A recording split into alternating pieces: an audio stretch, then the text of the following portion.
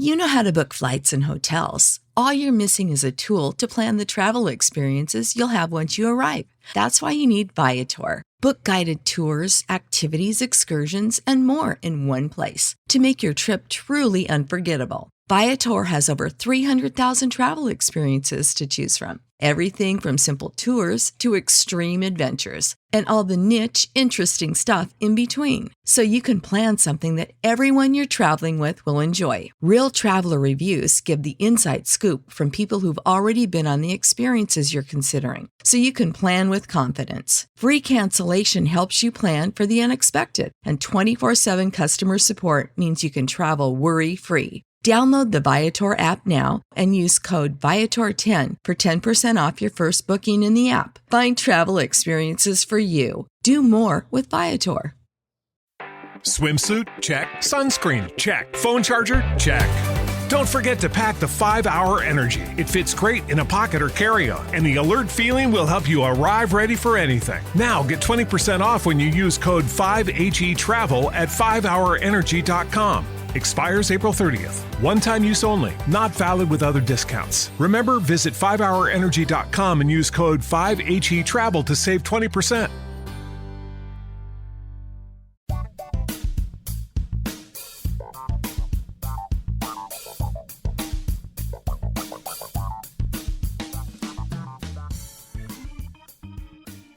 Hi there, this is Matt Ardill of the Comedy Album Book Club. Back in May of 2019, I went to a recording of 2 comedy albums at the Ossington in Toronto. They were Karen O'Keefe's Surprised Eyebrows and Martha O'Neill's Fine Big Girl. Martha has been a guest on several occasions, including our Robin Williams episode, and this was Karen's first time joining us on the show. They graciously agreed to sit down with me and discuss the process of recording an album, comedy, their favorite albums, and a whole lot more. Karen, born in the Northwest Territories, began her career in Calgary. She's appeared on television and radio, performing at the Winnipeg Comedy Festival, in the CBC's Debaters, and writing for this hour has 22 minutes. Martha is a Toronto native with a sketch and improv background and 12 years of stand-up. She has performed on both sides of the Atlantic and appeared in No Kidding, The Mom Show, Come Dine With Me, as well as contributing to the CBC, BBC World Services, and more. She once helped producing a fishing show. It's amazing the things that she's done. I am truly grateful to both Karen and Martha for joining us on the episode. If you enjoyed this conversation, you can catch Karen at Yuck Yucks in Edmonton on March 20th and 21st. Otherwise, you can find their albums online at any regular digital distributor. You can also buy it directly. You can buy Karen's album directly from her at KarenO'Keefe.net, KarenOkeefe.net. But please, sit back and enjoy this conversation on the Comedy Album Book Club.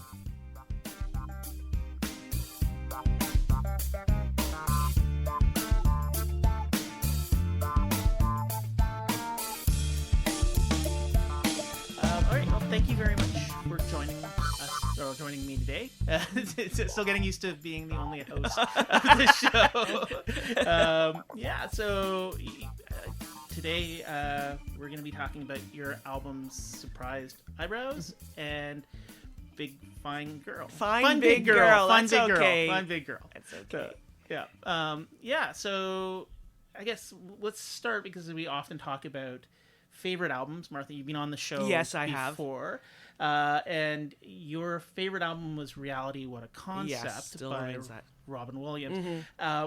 To remind listeners, what about that album made it your favorite? Well, that album was what basically got me into comedy. I mean, to simplify it, when I was young, I was a big Mork and Mindy fan, I know, but I loved Mork and Mindy. I loved Mork. I had Mork posters. I had the whole thing. And so when this album came out, I thought it was, my parents thought it would just be like Mork, you know, not understanding. So I was quite young, and they bought me the album for Christmas, and those were the days we had one stereo in the living room, and we all put it on, and oh man, what a dirty ride that was. And my parents just didn't know what to do. I mean, this is Mork just making these words, and I've never heard this kind of conversation or this kind of topics, and we had this sort of standoff, but it was undeniably hilarious, and something about it, I played that album just on and on and on, and something kind of clicked in it, and I realized that he wasn't just a funny actor, he was a comedian. And then that sort of started, and of course I'd already liked Carol Burnett, and I loved Mary Tyler Moore, but the form in which he did it kind of did something to me. I don't know. And so I've just held that album, and I've always been a huge fan. And I missed the day at Spirits when he was in Toronto. Oh, no. I was still doing improv in those days, and I was just starting to dabble in stand-up, and word went around town that he'd been at Spirits, and I was like, oh, of course. Of course. Anyways, but no, yeah, that was it. It was I started with Mork and ended with comedy. Yeah, no. So I think he's a lot of people's gateway drug. Gateway, into yeah. comedy. Yeah. The silliness, that release, it was amazing. Yeah, no, I mean, I grew up watching Mork and Mindy as well, and it's like he was one of like those early sort of like my first albums were like Bill Cosby stuff and that sort of like more dry, old fashioned. But then I was like, oh, there's life to this when I sort of heard his work. Well, I'd heard my friend's father had a couple, like he had Bill Cosby and Bob Newhart and all those guys. But you're a kid. That doesn't ring true to you the way silliness does. Yeah. Do you know? Yeah, it's inviting. Yeah. And same with Steve Martin, that silliness, and then you just grow and find your own voice. But yeah. Excellent. And Karen, you mentioned Werewolves and Lollipops by Patton Oswalt, which is another one of my favorite albums as well.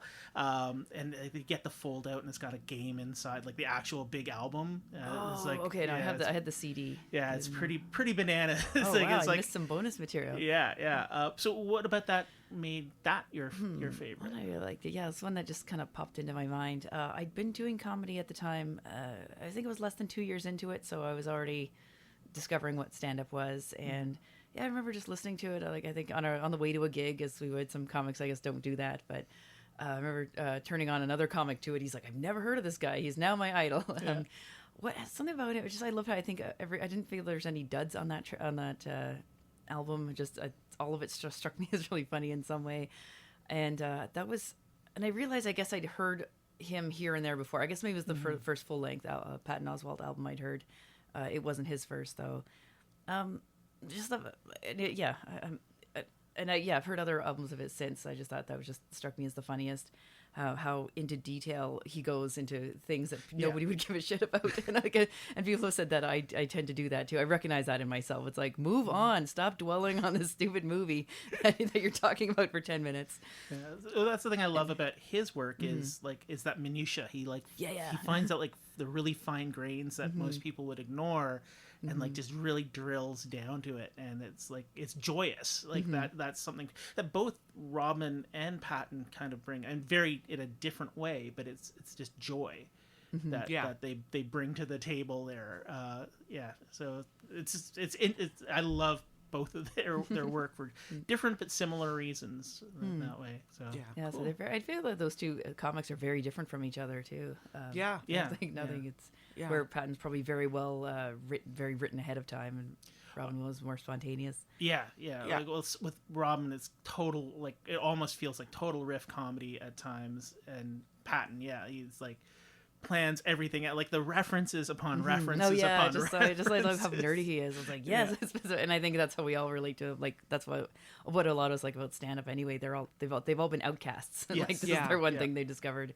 Like, now you can listen to me. And I think with Robin, the reason he resonated with me, that's possibly the reason I went into improv first, because I did improv and sketch for off and on for 12 years before I started stand up, and I think I love that freedom, but I could never. You can't. Not many people can do what he did. Oh no! I need to write. Yeah. And I think there's a again, for both of them, there's a peculiar nature to both of them. Like with Robin, his almost like eidetic memory and being able to like have these immense worlds he built. Like I read his biography that was written, and he talked about how he had these 10 soldiers and everyone had a different backstory, and like it was all in his head, this entire world. Right. He was kind of a lonely child, I guess.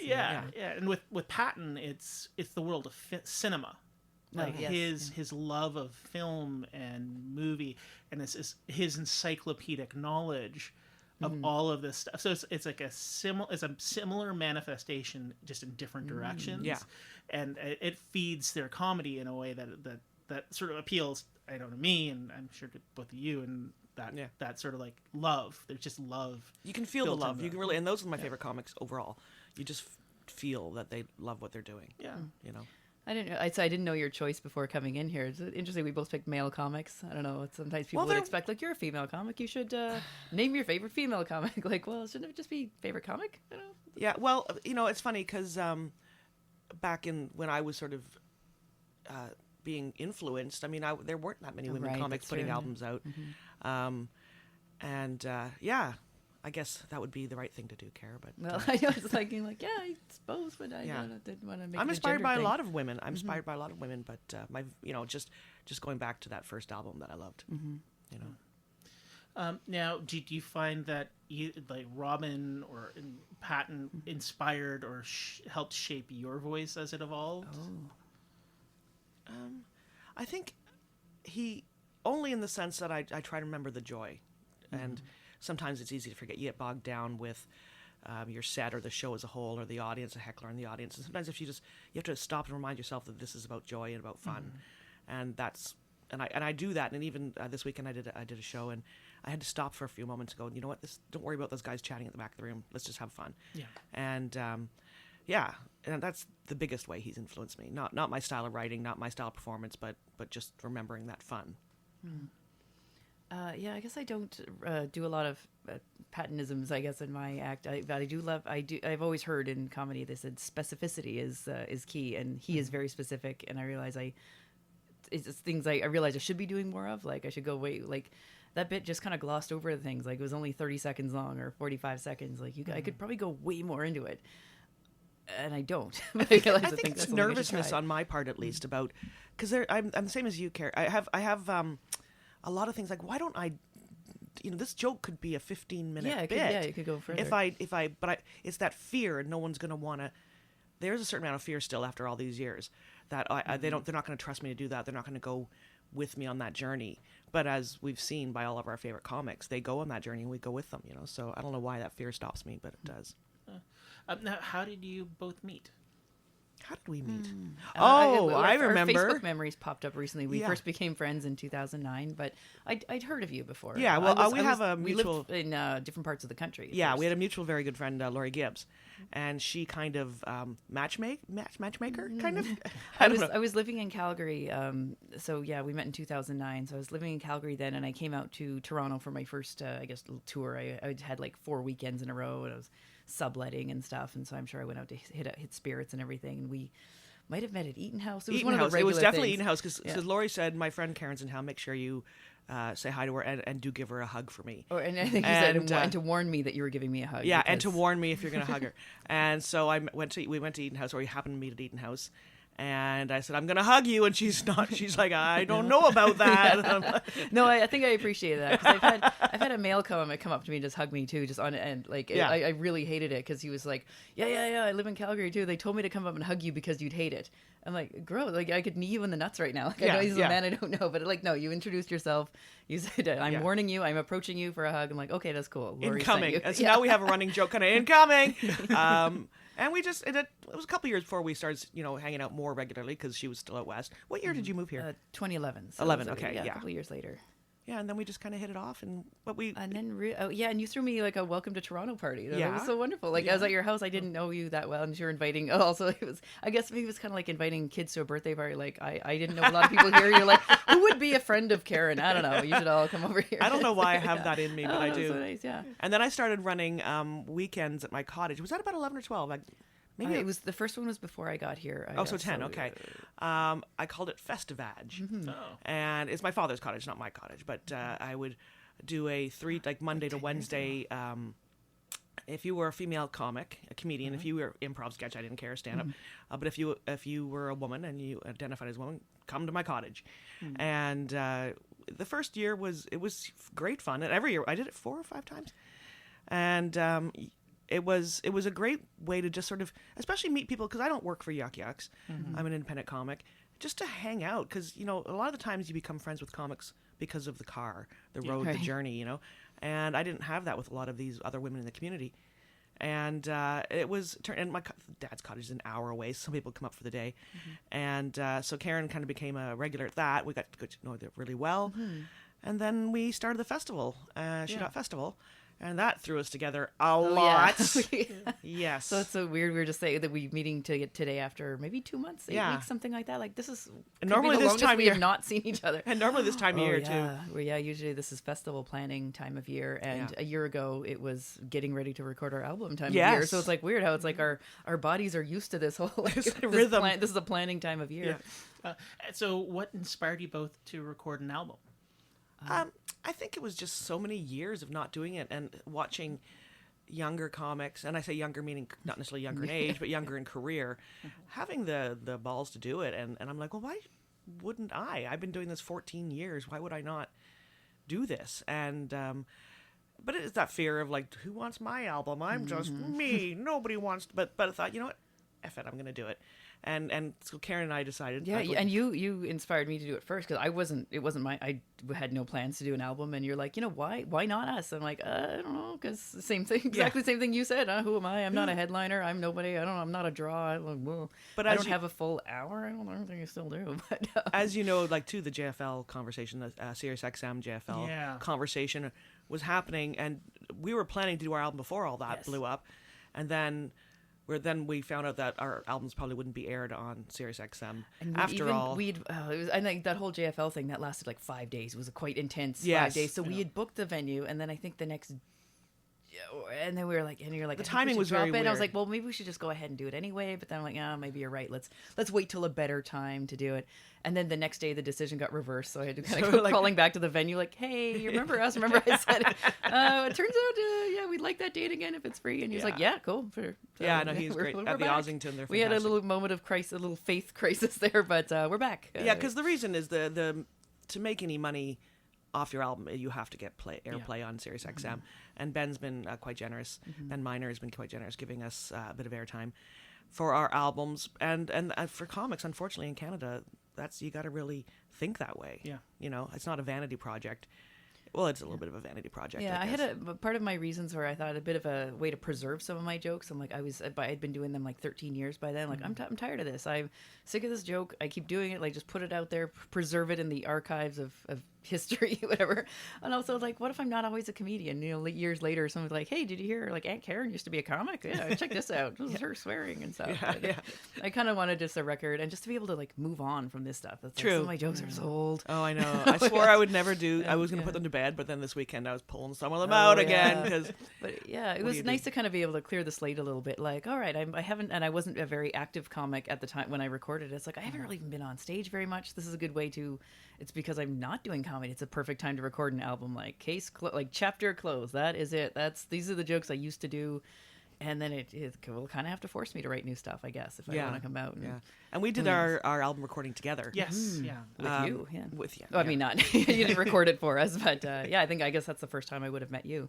Yeah, and we I actually don't think we did meet. Oh, I'd heard you were in the audience. Yeah, you were in the audience. And the reason we did that was because we, through She.Dot Festival, had our little She.Dot Productions, and we recorded, arranged through Ben Miner, again at Sirius XM, had arranged to record other women's albums. We put on about 4 of them. We had put on a recording show for others. We're like, hey, and we set it all up for them. Like, you can.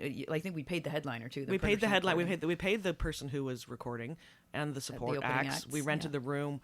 We arranged for Sirius XM to come down, who did it very generously as part of their sponsorship package, and then we just arranged for that. We had nothing else. We didn't do anything with the album. We just we set up a space for them. Like, hey, take the record and then take the masters. Do with them what you want. And, So we thought, well, heck, if we did it for all these other people, why don't we do it for ourselves? Yeah. And but we did co-headline the show, which I just think helped for bravery. And I know. I personally didn't think I could fill a whole. Yeah, like sometimes you have the headliner goes on for 45 minutes or an hour, and they have supporting acts. So like we will be equal supporting acts. We'll take turns opening for each other. Just I think together we can fill a show. Yeah, we can fill the room. Yeah, and we did 35 each in 2 shows, so we had 70, but not it's different. Wasn't necessarily 70, but it worked out well for us and with the support system, and we had decent sized audiences for a Wednesday. Mm-hmm. Yeah, it was. I think it was March 20th we did it, so it was an interesting time of year. It was kind of a slow time. It was I think it was a lot of my serving coworkers came out because they're free on a Wednesday. But yeah, if we did it on a weekend, we'd have a little more trouble. And it was a really slow time of year in all of my part-time jobs. So it's like, what else are you gonna do? You got nothing else going on. Come on out and support us. It was definitely a great energy. Like I was there for the first. You were there for the first show, right? Yeah. Okay. And it was a lot of laughs and a lot of fun. Yeah, it was fun. It was wonderful, like, having set this show up ourselves. Like, we didn't have any, I think, random walk off the street traffic, and it was kind of nice knowing, because the nerves of recording an album, like, everybody in this room is either a friend of Martha's or mine. Yeah. They all want us to succeed, and I learned, like, if I mess up, it's okay to admit it, go back, start over again. Everyone's going to pretend to laugh again, and and it's nice. It's not like, say, you're recording maybe at a club, and it's just like, oh man, you're going to have to. I think, is it on Patton? Is it that? I'm thinking Patton Oswalt has a heckler on one of his albums. I think it might be that one, the Werewolves and Lollipops. And he's like, screw it, I'll just keep it in. This guy ruined my joke, but the riffing with the heckler was the funny part. And, and you guys had an opener who was terrific. Oh yeah, Shirley Whalen. Okay, yeah. She was you met her through SheDot? Yeah, I guess we did. Yeah. I can't remember if I met her through SheDot or before. She came to Festivage at my cottage.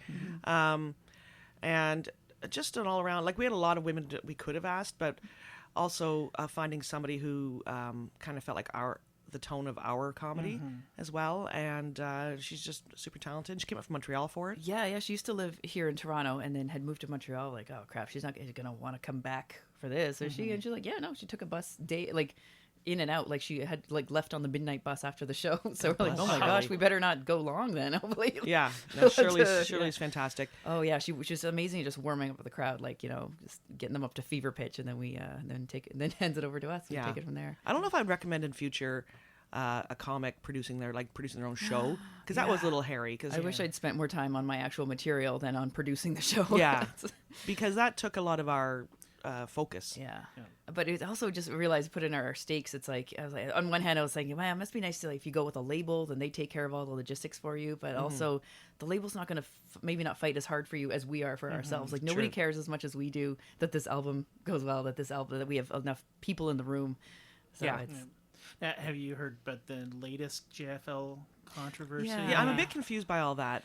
So they're starting their own record label. They'll own the masters, which never happens. So they'll own your material in perpetuity. Okay. And they'll produce it. And they'll set up the recording and everything. They'll set up the recording, but basically they're the content creator and the content carrier, because they're producing the serious stuff. So the concern is they're going to just start pumping their own material through the system and push out. Well, I saw a note they wrote, and to be honest, I really haven't been on top of this when I was away, but they're saying that you will get your royalties and things, so there must be some sort of way that it gets paid out. Like, the label still gets like half of it or something. I don't know. Like, the comic will get their comic royalties for sure. But right. It's like a double dip situation where they'll get money from the advertising on Sirius, and then they'll get money from their cuts. They're paying themselves. And it's like, I'm trying to think, what would the equivalent be? Like, say, a local radio station, like, I don't know, Chum FM or whatever. And it's like, we're starting our own Chum label featuring only Chum artists. And like, oddly, those people are going to get way more airplay than that's some other fear, artists. I think. That's the fear. Yeah. So, that's our and okay, that recording thing was weird. It happened, I guess, they did the first of their many recordings last week, and I got an email from it because I'm a JFL 42 subscriber. Just I'm on the email list. I was like, hey, come on out to tomorrow, Tuesday night, we're at the Rivoli. Like, oh, interesting. And then I went and could not find any information for it. Like, it said it was sold out, and then there was nothing about it on Facebook, nothing on the Rivoli or the JFL website. Like, why is this a weird secret show? Like, who? Because of course I'm like, who's on this? And I only know one person who self-identified, saying, I'm doing that Rivoli tonight. But I saw who that else too. Is who's on board with that? Everyone's a little bit afraid to say. I'm like, why are we all, and they're not allowed to, like, are they not proud of what they're doing? Well, it's also the stuff they'll get on Facebook and, that group. That's what I'm thinking. Like, they're doing this show kind of a little undercover. It's a real no-win situation, I think, especially in the Canadian comedy community. We're a small community. Yeah, and you need to support yourself, but what do you do? Like, you can't win. So either way. Oh, 100%. Yeah. So I'm not sure. I don't know enough about that, but I don't. What can we do? We have so little power. That's the problem. Is that feeling of powerlessness? Just got to do what you. That's one thing I've learned after all these years. You just got to put your head down and do your own thing. What was your processes for getting ready for recording this album? Just going through my jokes and just trying to put them in the right order. And Oh gosh. you know, it becomes like a muscle memory when you've been doing this a long time, your jokes. And so I was just trying to find the best order and the best, but it's hard to get in the headspace. I'm more of a plan your set as much as you can. Yeah, me But too. sometimes things go wrong too, right? So sort of be ready to change. And then just the adrenaline takes care of the rest for me. Yeah, so, like I felt very unprepared. I was just I just kept putting it off. I'm like, well, whatever. I know my material. I'm not trying anything new. I've done this stuff forever. However, I do wish I could have at least just been in my home and said it start to finish out loud would have been very helpful. Because I'm so mad. Like we did 2 recordings that night, so it's great. You know, you take the best of A and B. There's 2 jokes on my album that I told wrong both times, early show and late show. They're missing like a couple lines from them. Like, oh god, now, of course now it's preserved in the archives of history. Like I can't go back and like redo that track. I'm like there's one joke I even forgot like the punchline to it. Like I just sort of stopped talking about it and then moved on to something else. And I know no one else in the world is going to care about it, but it's like they need to know that like like how did I? Because I hadn't said it in a while. I hadn't been practicing, and there's not much you could do to practice live. I guess for an album, you can sign up for an open mic and then you do like a 5-minute set, like when we're instead of a 35-minute set. Like there's not too many places you can practice. So I really wish I'd been a little more prepared, but things to keep in mind for next album. One thing I would do differently, because it was just an audio recording, we brought set lists up. Oh, yeah. There were jokes I really wanted to make sure I added, right? I had. So I brought the set list up and put it on the stool. But my vanity wouldn't let me wear my reading glasses because I'm a chump. For the audio recording. And so it was there on the stool, but I couldn't read it. It actually made me more mad at myself. And sure enough, I missed a couple of things I wanted to get on the album, but what are you going to do? Yeah. Oh, yeah. We were talking about our post, editing process and stuff, and you're just saying like, oh, if I didn't do some of these jokes, I'm like, I think that's good. You did, at least you didn't do 80% of a joke like I did. Like, have a half-finished joke on the album. You can save that for your next album. Do it properly. Well, one thing that was terrific about doing it this way with Karen and I together, and she helped me so much because she was faster than me. Like because Paul Paddock, Paduch, was our engineer, and he also edited. Fantastic guy. And so Karen just got her act together better than me. I guess I had a lot of free time. I don't know. I also had a bit of fear of, I think we both definitely sat on the whole, like, you sit on it for about a week. It was like, who wants to listen to the sound of your own voice? So there's that. I think and that fear it didn't work out well and all that stuff. So Karen was a couple of months ahead of me in the doing the paper edit and back and forth with Paul. And by the time I got around to it, he was in the middle of some other stuff. Okay. And so my process was drawn out. But because of that, Karen had gone through the ring of fire before me. So she's like, oh, this is what I did for this. I'm like, oh, thank you. Yeah, it's like when you get to this step in the process, this is what I found. And like, this is how long this tends to take and stuff like that. So it's like, learn from my trial and error. Yes, like, that was great. Grateful for like that. I went ahead and did this, which probably wasn't worth it, or things like that. Because so for those who aren't familiar, what's involved in the post? So much. Yeah, okay. And there's so much to learn when you're self-producing. So they gave us, so we recorded 2 shows. So we have, like set 1, set 2. So we listened to a little bit of each, and I realized I did my set in different orders for both of them. So it's a lot of fast forwarding and rewinding. And you just need to tell the sound engineer, like, all right, track 2, start at this. You tell them the time code. And then stop here, that kind of thing. But well, I had a lot of, can you please take that out? Oh, and, yeah. I had a that lot excessive of stammering. F word out. And like, he was like, I'm going to try, Martha. But I said, Yeah. And I had I had a lot of stammering, but then I was like, hey, take this out. I was probably getting a little too specific where ideally it's start here, stop here. But I'm like, okay, take the first 4 words from set 1 and keep putting it to set 2. And I'm like, you can totally feel free to charge me more for that. Because I like, but then I was like, if I take out all the stammering, it won't sound like me anymore. Right? That is just me. That is how I talk, and just deal with it. Like, well, I think I was really nervous on the night too, because and it wasn't until I heard it back, my mouth was really dry. So I'm like, sounds, and I'm like, is there a way we can work on those dry mouth clicking sounds? I sound like a maniac. Did you think in the final I think he managed to help me a lot. Yeah, and I think it was great at making the audience, and of course, like the audience at the 2 shows I found had different energy. So it's like, oh wait, can you make the late show sound like the earlier show did, or things like that. So he was able to do it. So we didn't say he didn't sweeten the laughter. Like there was laughs, just I don't know, like it all sounds like it was done at the same show. At least. Well, and that's the thing that I couldn't tell it was a different show. Yeah. Because most of my stuff came from the second show. Yeah, me too. Yeah, so And- you got the first show. That was the dress rehearsal. Like, I got my shit together for the second show. But the so then after you get the final, and that takes some time of listening and Paul going back and doing the work, and it's hard work for him. And then you got your master. What do you do now? It's and everything for me especially was a learning. Like, now I got to learn. Like, I'm a comic. I got to learn how to distribute, how to put an album out. Like, 'cause it just sounds like put an album out.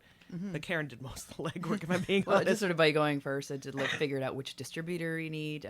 So we both ended up going with DistroKid, and it's as simple as just give them all your tracks, upload a button, give them the album artwork, and they're like, ta-da! And then after a few days, it's like your stuff is now on the Apple Store, your stuff is now on Spotify. And Except one big problem. DistroKid, get your act together. Karen O'Keefe, Martha O'Neill. We Okay. both have the apostrophe capitalized, so and they don't have an algorithm for that. And they do. I found it later, much later after the It's fact. not somewhere. clear. It's not easy to find, but it's I was like Karen, like lower, like O'Keefe with a small, like a lowercase K. yeah, And you like a lowercase N. and for I O'Neill. fought that cause I didn't want to advertise it to people with my name spelled, because to me it's It looks incorrectly funny. spelled. Like at least a small K looks a lot like a big K, so it annoyed me. But I was like, it took a while. Like it took a few weeks and of corrections Yeah. and fixing and stuff. But yeah, with a small N looks way different than a capital It N. just so it looks annoyed me. This is odd. my ta-da moment, Yeah, and you're my like, name is spelled wrong on all the services. So I'm correct now but it took a lot of doing. But I'm still wrong on Napster, which I didn't even know existed still. I didn't even know it existed still. But we got the main. I just wanted the main ones, Spotify, iTunes, and stuff like that. Yeah, and also we just gave Ben a copy of our albums. Right, yeah. So we almost at had two Sirius. things. Yeah, there's the ones that go out to all the stores, but then to get on Sirius XM, and I foolishly didn't realize that was a separate thing. I was like, all right, it's out there, it's on iTunes. So now what? Does satellite radio start playing it? Or what is that? How does this work? I'm like, oh, Yeah. okay, no, we have to send by Ben Miner your finished tracks and everything, and then. A ton, there's 100 other comedians also send Poor him stuff. guy. So you got Yeah. he's just one guy. So Yeah. eventually he'll get through it and he'll figure out, and he ended up playing. He's playing six of my tracks are playing. I've got I'm happy with 4 that. only, but I have a lot of swearsies in mine. And I realized, that was a learning thing too, figuring out what wouldn't play. Like I knew anything shorter than a minute won't play, and I had and a few of my jokes were 54 seconds long, and fine, I know that won't work. I get it, and then I can't just squish these two jokes together that have. I did that. I relevate. squished 2 jokes together. Yeah, so I knew a few of mine wouldn't qualify anyway, and of course anything with a visual, which I didn't realize I didn't have a lot of act outs and stuff in mind, but no, I guess there's a few because there's a few I'd wonder yeah, actually, yeah, that's true. That didn't get in, and I was trying to describe to the home listener, this is what I'm doing with my hands, but and also any callbacks, which I have a lot of them, and I realize it won't work if you have a joke, and if you have other jokes that refer back to your first joke. If it's out of context, it doesn't quite make sense. So I know that that screwed me a little bit too. It made it less player friendly. So Yeah, and also I have a few local references in one of my I talk about Right. Doug Ford, one of mine, and which also is not timeless. I get that, but I don't care. But he doesn't want to play that for all of Canada. It's so, and I've been told that in the past. But you got to make your own decisions based on how the album you want, And not I mean, just for. that $5 that's folding money Yeah. joke Yeah. is brilliant. Thank you, thank you. Because I the imagery of Doug Ford just licking the money. licking money. Yeah. I get that audience. Sometimes they're going, "Oh," but I don't care. I love that joke. Now you mentioned bringing out some of these jokes in your recent performance. Do you consider it largely burnt now? Like you mentioned, putting it behind you and moving forward with new I stuff. would like that to be the case, but I just haven't written enough to replace it yet. But It's I nice was that trying there's- some new stuff out lately. It's nice that there's no rules. Everyone's like, oh, so you're not allowed to do that anymore? Like, oh, I can do whatever I want. I suppose. There's no comedy, board telling me I can't do these jokes anymore. But it's just for my own sanity and stuff. And actually, I gave this challenge to myself. I'm not quite sure if I'm up for it, but I wanted to have 20 new minutes for March this month. And oh God, that's next month now. How you doing with that? Yeah. Oh, I might have a 5. Yeah? I mean, because I'm doing a show. Yeah, I'm doing a few shows in Edmonton in March, and I used to live there, so I have my university friends are going to come out. And at first, I joked oh God, they're all going to come out and hear the same jokes I did 4 years ago. And then I thought, wait, why am I thinking like that? That's 100% up to me. Yeah. There's no. I'm I could actually write new jokes. What is stopping me? Just my laziness. So I thought, okay, so I've been trying to get out to open mics a little bit more lately, just to. Okay, work on some new jokes. I do have a few. Finally, some of my life has been updated too. So I used to joke about single stuff, and I've since now I'm in a relationship, so now I can have some of that stuff. Are you And- writing some relationship stuff? Yeah, I Oh, got stuff about. yay. Oh, and he's great. He's totally like, yeah, make fun of me all you want, which takes the fun out of it. And Matt, I don't know if you know that I met him because of my album. Yes. I was single, so I was very single at my album recording, and Very and single. very single. So I was like, hey, well, I would need everybody to know, put it out there. Once I released it this past summer. Eventually I was like selling it through my website, and it was mostly like friends and family and stuff like that. And eventually like a stranger downloaded my album. I was like, oh, okay. Martha, do you know this guy? I was like, was he one of your friends? That's how bad it is. Yeah, because everybody in that room was someone we knew. I was like, Yeah, I don't yeah. know, and he's like, yeah, no, I'm a fan. I'm a songwriter with a day job, and I really support the arts, and I think you're really funny. I'd love to see you again live at some point. And that was the like, see me again? Who are is it? you? Yeah, what? Who are you? And apparently he'd seen me before. He'd seen me do comedy and stuff, but then. When he found my album, he thought like, this is finally a good in, you know, I can, this is a good way to say what's up. $9.99 Surprise. and she's all yours. Exactly. Yeah, that's right. I was like, all you need is a valid credit card. That's how you have to open my album. And I was thinking like, so it's not like he heard my album and then is like, who is this woman? I must run out and find her. No, it was just more of a way of, he's like, he vaguely knew who I was, but that was these. But that's a opening great acts. story, It's smooth. though. I love it. Yeah, Yeah. great So now story. we have now I can do jokes about him. That's great. That's fun. And it's a genuine rom-com meet cute. Yeah. It's a legit- Oh. And of course, him being like an amateur, you know, like he does music and stuff. We realized we performed at so many of the same stages in Toronto. And That's stuff. funny. Like, of course, yeah. It's like, and how similarities, you know, it's just like the frustrations of, you know, music, doing music because you love it, and comedy because you love it. Neither of them really pays the bills. Yeah. Yeah, no, it's been a process. And also, Karen mentioned on our website, that's another thing. I have to learn how to rebuild my website. Like, for me, I just want to write jokes and tell them. But in the nature of our administration. business, and the nature of our business, especially in Canada, is that you have to be the master of so many things that you weren't necessarily built for. I've finally arranged, and I've downloaded a template, but then I got bogged down by it. So then I just put it off to the side for now. I still haven't finished it because I get intimidated. I do voice work as well, and I built a studio, and now I have to learn. You have to learn all this other stuff, and you just want to do your stuff. You don't, but it makes you a better all-around workable person, but it adds time to projects for me and frustration. So I'm glad we're done. That took a while. Oh yeah, so glad it's all over. Yeah, that really, my website was embarrassing. For many years, it was just a thing I had to have, but it was like there was nothing on it. And yeah, releasing an album that really made me like, oh crap, like people are going to come to it. I need to have And I haven't done that yet. So that was a good kick in the behind to like at least overhaul my website and make it look kind of like my album, just tie it all together, I guess.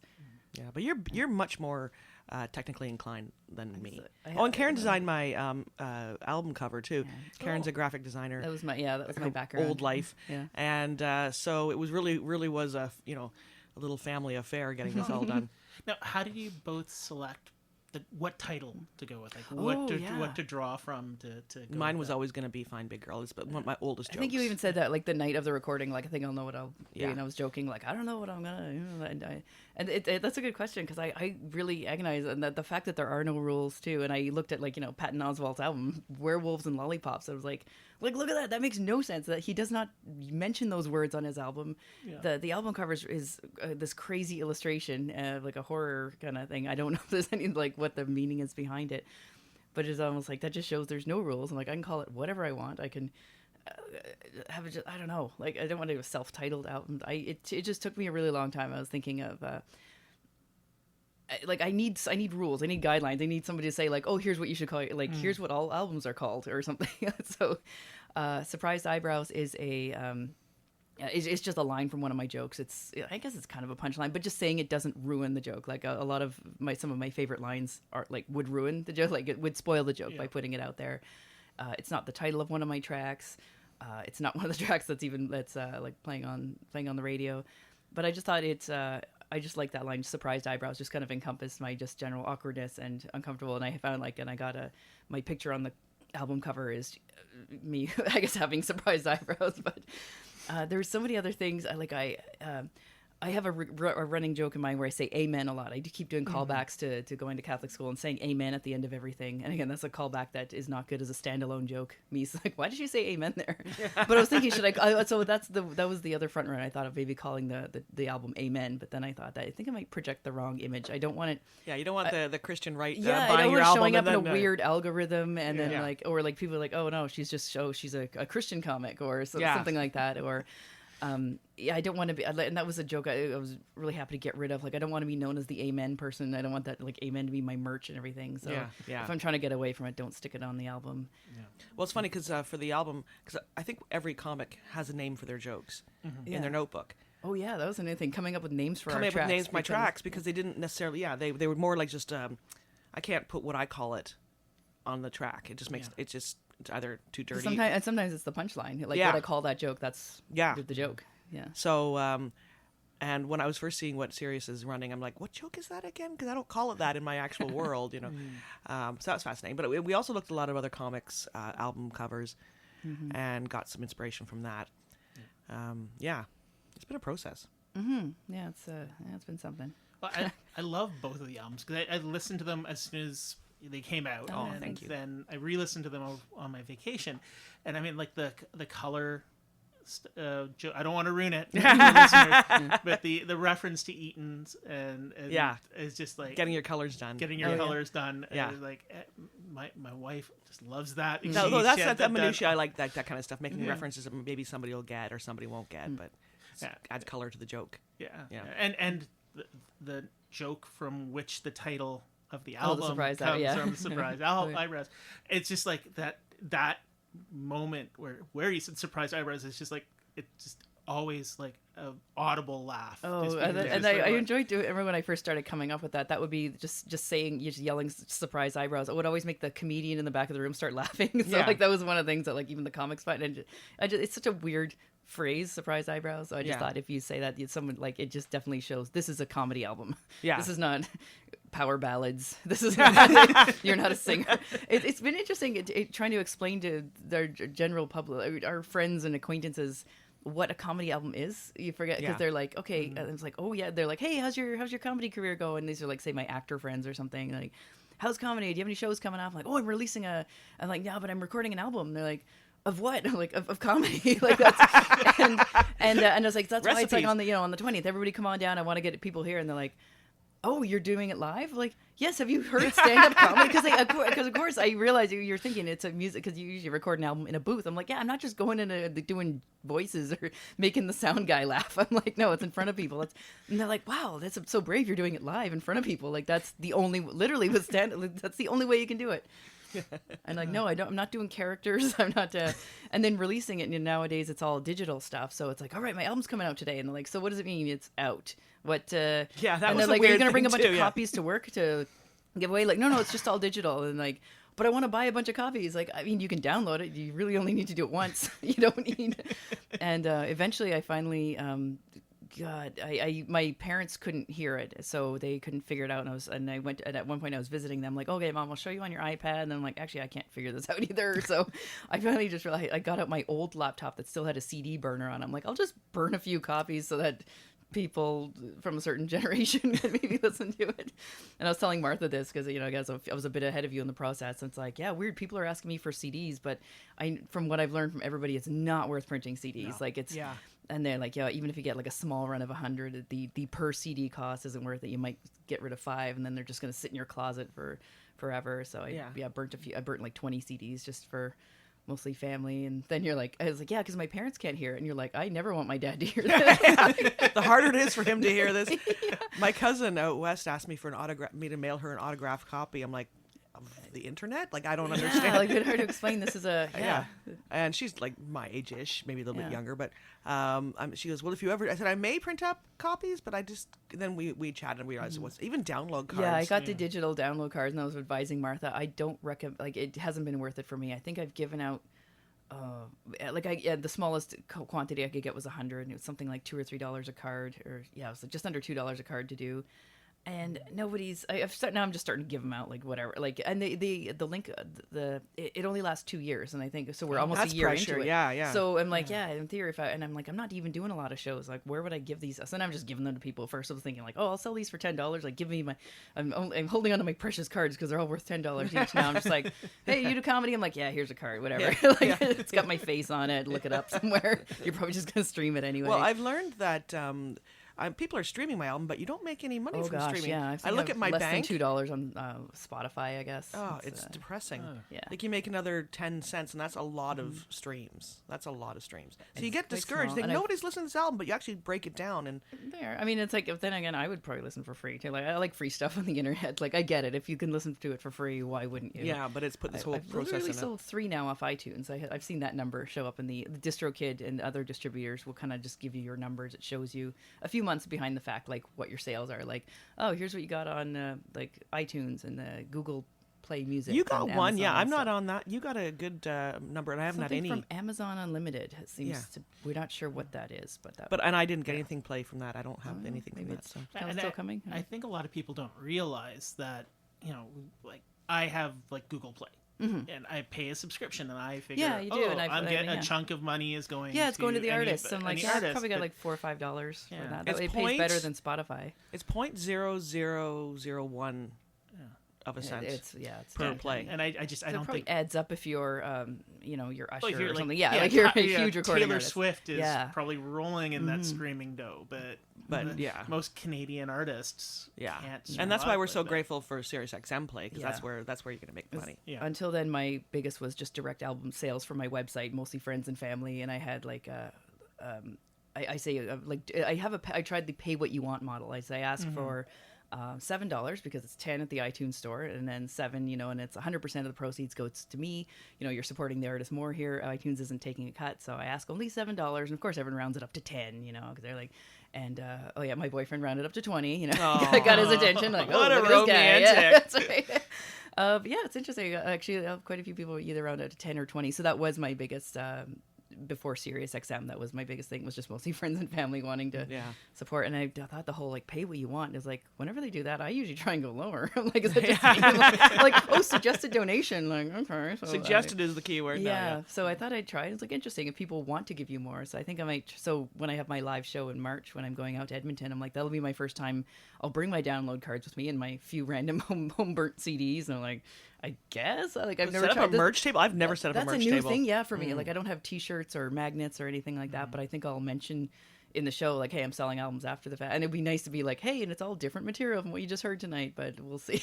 Yeah. I'll be able to sell that, and I think I might also do like, hey, pay what you want kind of thing, but also like, well, not free, like, minimum $5, but feel free to pay more. I Yeah, don't know. yeah. No, I in my years of doing stand-up, I'm always impressed by the people. A lot of Americans will do a merch table. They have no problem. Yeah, they have less. The opener less will have a modesty than merch we- table. Yeah. I was gonna say, you were headlining this weekend. Did you? No so you one didn't sold sell your- merch. No. Oh No. but Oh, were you I not had the- allowed, or like you? Oh no, there's no problem. But I had nothing. So I mean, I had What the. about your album? I had the MC Oh yeah, mention right. it. You don't have to, yeah. So yeah, and then they just run off to their computers. And go down. Presumably. Yeah, I'm it's weird, sure. the whole age. There's no physical things anymore. We don't Yeah. have CDs to sell. And you hang around in the bar and you say hi to people, but. Yeah, but some guys made a lot of money. I've seen a lot of guys make a lot of money on yeah, and they on say their it's merch. not it's more merch than your actual stand-up set than what the club paid you. It's like, oh no, I sold so many T-shirts. And like, Yeah, or Yeah. albums or whatever. Joe Vu has a video series on YouTube where he talks about sort of just the business of comedy. Oh, wow, I didn't know I didn't know that, but I'm It's- like, I'll of have course to he does. look He's that so up. organized. I'm like, Yeah, it's really interesting, Yeah. and he's talking about how selling like buttons makes him almost as much as Wow. he gets paid, or sometimes more than he gets paid for a gig. Buttons, That's actually not a bad one because yeah, that's I a think little that's thing something people that's low cost to produce, I guess. Yeah. Something, and low then you cost can to sell buy it because you for- wouldn't have to charge much on it. Yeah. I remember like when comics would put like properly, like 10 or more years ago, properly produced CDs with like inserts and everything like that. Gosh, nobody that must buys be so CDs more. anymore. Yeah, they would have probably like $20 because of how much production goes into it. Like, sure, but yeah, buttons, that's good. Or I've heard fridge magnets. That's kind of a nice small thing, like $5 or whatever. Yeah. Yeah. Yeah, I Then I was did. like, I need a catchphrase or something like. Do I stick amen on it? I don't know. and you get, then if they can just give them to a church if you don't. Yeah. I was hosting a show for Alison Doors, one of her Howl and Roar. She has a great album label. Oh, yeah. and Ian Lynch was recording his album, so I emceed the shows. And I was admired her merch. She had a great deal of merch, but it also intimidated me, the idea of all that merch. Yeah, like mugs and stuff. And, mugs and magnets and that's right. And yeah, meanwhile, after our festival, you have a huge. I meant to bring you a shirt down, yeah. Matthew, and I forgot. I will get you it. Oh. I've got a cupboard full of She Dot Festival shirts, Awesome. Thank you. undated. Our exactly. Our no longer running festival. Like, we did it for 5 years, but it's not a current festival, so we have nowhere to put these shirts anymore. Yeah, they're in my house. So yeah, we're gonna start. I should give you a bunch to hand out too. Anyway, but because you do end up with a backlog, and it's almost it's kind of sad to look at it all. That's why I don't want 300 CDs in my closet. Yeah. I mean, also the thing with merch too is you got to carry it with you. Oh yeah. Everywhere you go. Comics So who have like to, if you're on the airplane and stuff like that yeah. too. Yeah, like you're flying to hey, I got shows in BC or whatever. I got to bring on this box of shirts or all my CDs. And also that sort of awkwardness of standing in the bar after with your table full of stuff and like, hey, and then maybe they didn't like you, or maybe your set just went okay. And I have a enough time seeing people after my show, even if I'm not selling stuff. Even if you had a great set and you're not selling stuff. Oh stuff. God, everyone's gonna see me and they're gonna feel obligated to say something. Yeah. I love it when comics mention that they're selling merch. They some of them say like, you're not required to buy anything. Come by, say hi. It's okay. You don't have to avoid cast your eyes down as you walk past me. You can say hi. I'm not expecting you to buy a shirt. You don't have to. So now you both have toured. Now, how do you a while ago I spoke with Nicola and Rosie Dempsey. Flo and Joe. They played the festival, and they have decamped from Canada, returned to the UK, and they're very successful there. And one thing they talked about is how much easier it is to tour in the UK compared to Canada. I mean, geographically for sure, it's smaller. And even in the US, you can do like a Midwest strip or an East Coast strip or a West Coast strip. Like population Canada, density. Yeah, I mean, like here you got like say a lot of Ontario, and then from here to the next. You got I guess Winnipeg's the next, it's like and Winnipeg's it's not far. cheap to there's not a fly lot to between these. here and there. And just getting to the places like Winnipeg and Calgary, you're spending a lot of money. You don't get paid much when you get there. So I want to do a UK tour. I keep talking about it because I have an Irish passport and I lived in the UK for 8 years. And but it's one of those things. It's like starting fresh again too. Like you're nobody over there. So I really got to commit the time. But now my kids are old the joy enough. of that is like none of these people have heard this joke before. Like, yes, you don't realize how old this joke is. Yeah, it's true. Well, we do have a lot of Canadian friends who are comedians are living there. You know, Alison Smith, Bobby Mayer. They seem to have really adapted. Dana well. Alexander. And they say London's kind of the gateway to the world. Like once you're there, and then suddenly they're doing shows in South Africa or like Thailand, Estonia. Like what? I don't know how that works. Yeah. We're really stuck in our little Canadian rut here because we know that we can't really do the States that easily, not legally. Yeah, no, that's the thing is I just going around Canada where again that showbiz is a smaller deal here. Well, when my kids were younger, it was also made it more complicated to do things like big tours and stuff. But now I have no excuse. My kids are grown. My dog is dead. I have nothing to hold me back. But fear was real. You know, and the Canadian modesty too. You're like, I don't want to promote. I don't know, get in people's faces. with my comedy. But when I lived in the UK, I was always so impressed with how they treated comedians. Comedians are celebrities in UK, and like Catherine Ryan has Catherine's a wonderful career out huge. there. She's from Sarnia, but she's she's got a new Netflix. Oh gosh, series almost like starting she's up. like once a series. Yeah, so she has a special pretty regularly, like every 2 years or so. And she's I've seen huge. her here Bobby's just for laughs. on panel shows. I was over in the UK. I was in Ireland and I saw Bobby Mayer on panel shows, which we just don't have here. Yeah, I wish television in Canada helped promote, because there's so many funny people, and it's always so diluted by the time it gets to air. Whereas the UK, they have that freedom. There's a support system, a star system for comedy out there, and it seems like the panel show is like the foundation of that. Yeah, because you'll see these shows and it's got like all these comics on there who are, they're just Joe comic. Comic, they're starting out. They're getting national exposure, and it's a shame. Like CTV, CBC, we have these Canadian CBC is very safe. They got that That safe seems like content. a pretty cheap show to produce too. Like Yeah. you don't need a script. Like, hey, just a bunch of people on a panel. It's like, I mean, we kind of have the debaters. which Yeah, and they is tried that like on television, yeah, and it I just thought that didn't would have been quite a work. great. Yeah, it just wasn't as funny visually, I guess. Yeah. But yeah, I've always long wondered. And then, there's one on CBC. Oh, what's it called? Is it Gavin Crawford? Not Gavin Because Crawford. news. Because News, yes. And And that's just on radio, right? I that's have just not- radio, okay, and 'cause I that's have not very seen similar it to a yet. panel show. But there's no reason we can't do this on television. No. I remember like a dozen years ago, there was on Much Music, there was a video on trial. Like, to Oh, me, that was yes. the introduction for Yes. me. Like I was still living I don't think I was even in comedy at the time, and I was still in Alberta, and that was how I got to learn about these mostly like Toronto up and coming comedians and stuff Yeah. like And that. they got some celebrity on it. Yeah, they That got- and yeah. Too Much for Much. That's how I first encountered Deborah DiGiovanni's Oh, yeah. Okay. material because she was on there commenting. Yeah, and Yeah. so that was stuff. kind It's of like- a panel show. Like, Yeah. all right, yeah, we got to learn like some sassy Canadian comics. That And I think it I was worked. a little starstruck when I got to meet them in person. Like, oh my god, I used to watch you on Much Music. Yeah, and I don't know why that kind of stuff isn't produced more. I mean, I don't know if it's I just don't understand it, because the UK, you go over and there's show after show. There's Yeah. Have I Got News for You? There's Never Mind the Buzzcocks. I don't know if that's these ones that just pop in my head. There's so many of them, and they're cheaply produced and fun. Yeah. Yeah, and of course, Canadians don't really. We have this low self-esteem. Like it's like we're not funny until the Americans deemed us are funny. Deem Like us whenever funny. people name like, oh my god, Canada has all this amazing talent, like Mike Myers and Howie Mandel, all these people who like, well, they left because like I'm sure they were not famous when they were here, and so sometimes they come back on tour like, oh, so and so, they live in L.A. now, like originally from Ottawa, now they're in L.A. Like that ooh, changes are they a better person. now? Ooh, Yeah. better than Well, that's from why I out of love town. that's why I love the success of Schitt's Creek, because that really was a Canadian show. Yeah, even though they really hide that they don't put any Canadian references into it. They're like they But really don't, but it was never built to be an American show too either. It was like, I mean, you do have Eugene Levy and Yeah, Catherine O'Hara. that's right, I mean, yeah. that's a leg up. Yeah.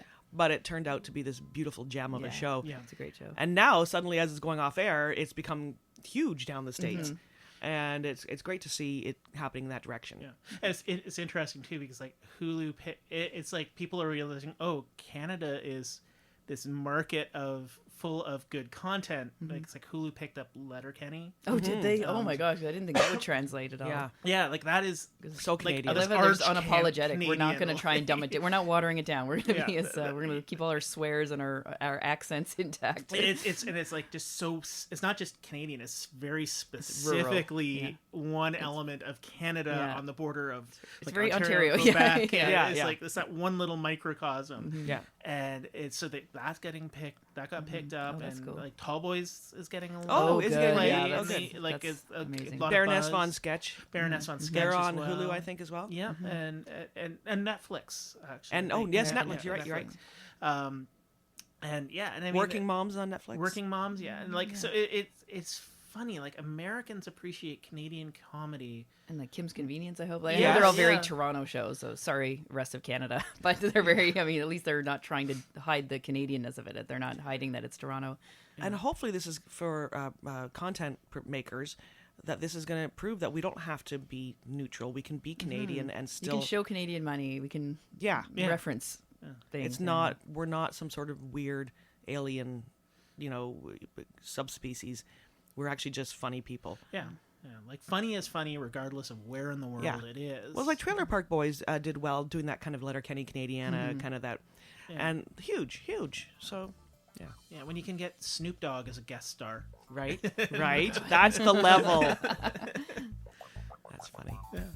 All right. Well, I want to thank you both very Oh, much yeah. for coming on for and letting us talk about chatting. ourselves. Yeah, we really appreciate it, Matthew. You're a kind man, and you're doing a great job without that chucklehead Jason. Oh, thank I you. love Jason. Never mind. He's wonderful. Yeah. All right. Well, thank you very much, and have a great day. Thanks. Thanks.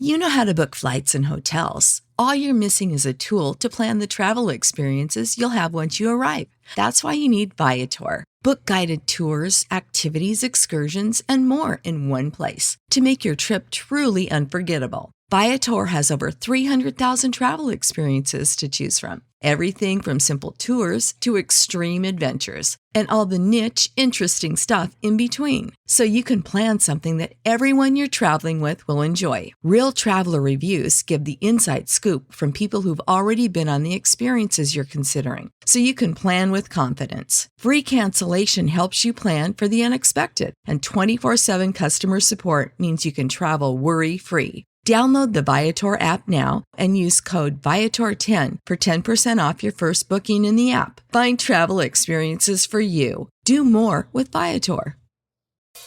Looks like you need a vacation. Enter the 5-Hour Energy Where Will the Tide Take You sweepstakes. You could win a $10,000 dream beach vacation. Imagine jet setting off to a tropical paradise, having fun in the sun, or diving at a gorgeous reef. It's up to you. No purchase necessary. Go to 5HETide.com for official rules and to enter. That's 5HETide.com. Enter today. Ends June 30th, 2024.